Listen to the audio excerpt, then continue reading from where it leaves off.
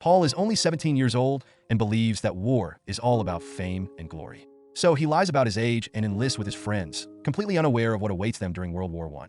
Paul and his friends, Ludwig, Franz, and Kropp, are excited to go to war to defend their country, Germany, from the French. Everywhere they turn, they hear that joining the war is patriotic and a matter of pride. During wars, propaganda is designed to emotionally manipulate men and convince them to fight. For instance, this real poster shows a man talking to his daughter, who asks him what he did during the war, aiming to guilt-trip those who don't enlist. The friends receive their uniforms, and Paul notices a tag on his label with the name Hendrix. He assumes it's a mistake, but has no idea that it's a reused uniform that once belonged to another young man who lost his life in the very war they are so excited about. Just like the uniforms in wars, human beings are disposable and interchangeable.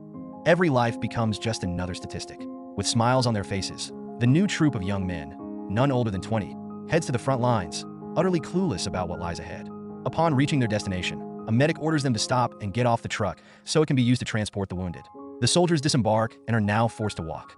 As they march, they're suddenly attacked. Everyone scrambles to put on their gas masks, but Ludwig becomes too nervous. Paul helps him, catching the attention of their lieutenant, who punishes them by ordering them to keep their masks on until they reach their destination. Perhaps war isn't quite what they imagined. The German troop finally arrives at their trench. Paul meets Kat, who notices the boys' nervousness and offers them a few survival tips. At night, Paul and his friend Kropp stand guard in the trench. Suddenly, Paul is struck by a bullet that blows off his helmet. He survives by sheer luck. Moments later, the French launch a surprise attack. The lieutenant orders the German soldiers to take cover in a small bunker. Inside, they wait in terror, listening to the deafening sounds of the bombardment. Ludwig, trembling with fear, says he wants to go home. The bunker starts collapsing under the relentless assault, forcing the soldiers to evacuate. The trench is completely destroyed, and Paul becomes trapped, but his friends Francie and Kropp manage to rescue him. Many soldiers lie dead, and the lieutenant orders Paul to collect their identification tags. While doing so, Paul is devastated to discover that one of his friends, Ludwig, has lost his life. Welcome to the war. 18 months pass. The war in the trenches has achieved nothing, and the German military leadership calculates the horrifying losses. 40,000 men dead. Erzberger, the head of the German delegation, is shocked by the numbers and begins to believe it's time to end the war to stop the senseless loss of life. Meanwhile, the soldiers are stationed in Champagne, France. Paul's face now looks pale and haunted, a shadow of his former self. Starving, the group sneaks down to a farm and hears a goose. They steal it but are caught by the farmer, who fires at them. Luckily, the friends escape unharmed. Later, they gather at the camp, where they meet Jaden, who becomes a close companion. The friends happily cook the stolen goose, enjoying a brief moment of joy amidst the horrors of war. They laugh, sing, and joke together, savoring the fleeting balm of camaraderie. Later, letters arrive. Kat receives one, but, being illiterate, asks Paul to read it for him. Kat's letter is from his wife and mentions their deceased son. In the letter, Kat's wife expresses her hope that he will return in time to visit their son's grave on his 10th birthday. Kat tells Paul that they will never return as the heroes everyone expects, and that perhaps all they have left is to enjoy the time they have together. The soldiers are then ordered to locate a group of young recruits who were heading to camp, but never arrived. They search everywhere until they find the recruits in a warehouse, all of them dead. Meanwhile, it is revealed that Berger and other German delegates have been sent to negotiate a peace agreement, but the general has no intention of surrendering. Despite the enormous losses and Germany's clear disadvantage, the general insists on continuing the fight. He even plans to recruit more young soldiers to bolster his dwindling forces. Without delay, the general orders an immediate attack, and in the dead of night, the soldiers are roused and forced to prepare for battle. Meanwhile, Berger and his men meet with the French marshal to reach an agreement and end the war. The marshal hands over a list of conditions and gives him 72 hours to sign, making it clear that as long as he doesn't sign, the war will continue and more lives will be lost. The meetings are interspersed with combat, which is symbolic. While a group of men with foolish ideologies and personal interests negotiated comfort, they send innocent young men to their deaths. The German soldiers advance across the field and manage to reach the French trenches, killing everyone inside. By this point, Paul and his friends have turned into desensitized animals. They enter a kitchen to eat whatever they can find, but suddenly everything starts to shake, and they see rats scurrying out from under the table. Something is coming. They rush outside and see war tanks approaching, something entirely new for the time. The tanks attack, killing many soldiers. However, the Germans exploit the small windows of the vehicles to throw grenades inside, managing to take them down.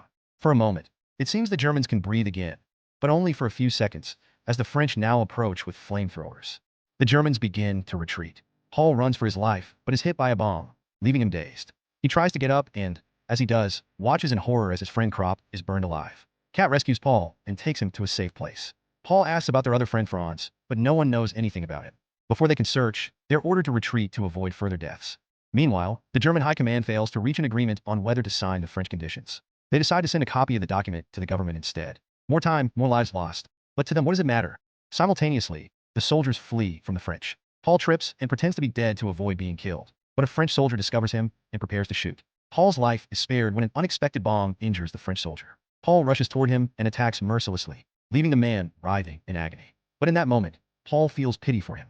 Despite all the death and desensitization, a small piece of Paul's humanity remains. He tries to save the soldier, but the Frenchman dies. Meanwhile, a general calmly enjoys a banquet with another high-ranking officer, casually discussing their plans for when the war ends. The next day, Erzberger receives a letter granting permission to sign the peace agreement. The soldiers hear the news and celebrate. Paul heads to the infirmary and finds Jaden, who is badly wounded in the leg. Jaden tells Paul he won't let them amputate it because it would crush his dream of becoming a policeman. He then gives Paul Franz's handkerchief, revealing that Franz, unfortunately, didn't survive. Saddened, Paul leaves and runs into Kat, who is excited about finally returning home. The two go out to gather food and decide to bring it to Jaden. But when they hand him the plate, Jaden uses the fork to take his own life. Paul is devastated by the loss of yet another friend, and Kat comforts him, saying that the dead are finally at peace. The next day, Erzberger meets with the French to sign the peace agreement, and they decide to end the war exactly 6 hours later, at 11 a.m. However, the German general is not pleased. He calls for all the soldiers to gather in the courtyard for an announcement before the agreement takes effect. Paul and Kat decide to visit the farm one last time to steal some food. Paul sneaks inside and grabs some eggs, but is discovered by the farmer and his son. Despite this, he manages to escape, and together with Kat, they flee under the boy's malicious glare. Kat steps away to relieve himself, but the farmer's son appears with a shotgun and shoots him. Kat is badly wounded. Paul rushes to help, carrying Kat on his shoulders all the way to the infirmary. However, when they arrive, the doctor informs Paul that Kat has died. Paul is in disbelief. Every single one of his friends has lost their life. Later, the soldiers and the new young recruits gather in the courtyard to hear the general's final message.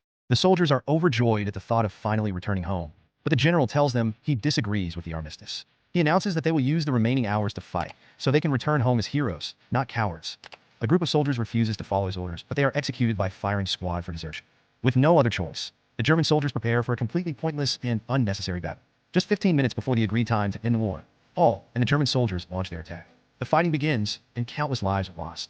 Paul survives the initial assaults, taking down anyone who stands in his way. Suddenly, he encounters a French soldier, and they struggle, tumbling down a flight of stairs. When they get up, Paul looks at the Frenchman, searching for a way to escape, but another soldier appears behind Paul and stabs him, leaving him gravely injured.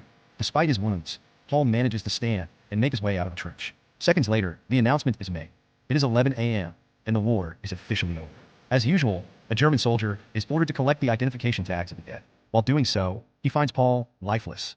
This senseless trench war, fought over the desire to gain just a few meters of land, cost the lives of more than 3 million soldiers. While most war films tend to romanticize the experience, this story portrays war as it truly is: terror, absurdity, destruction, and slaughter. Most of the young men enlisted with a false sense of nationalism, made to believe that they owed ultimate loyalty to their country and that their national identity was the core of who they were. But this story reveals that such ideas are nothing more than hypocritical ideologies used by those in power to control their people. The soldiers die while their generals watch comfortably from a distance, completely disconnected from the reality and tragedy of war. In the end, Paul and his friends' true enemies were not the French, but the men in power in their own nation. Men who sacrificed them in the war solely to increase their own power and glory. The following was written by the author of the book on which this story is based, who lived through the war. The war ruined everything for us. We are no longer young. We no longer want to conquer the world. We are fleeing from ourselves, from our lives. We were 18 and had just begun to love life and the world, and we had to shoot it to pieces. To you who made it to the end, thank you so much for watching the video. I want to thank you for your support and remind you that if you haven't subscribed to my channel yet, please do so now. It would truly mean a lot to me. Plus, it ensures you won't miss any of my future videos. With that said, you and I will see each other in the next video.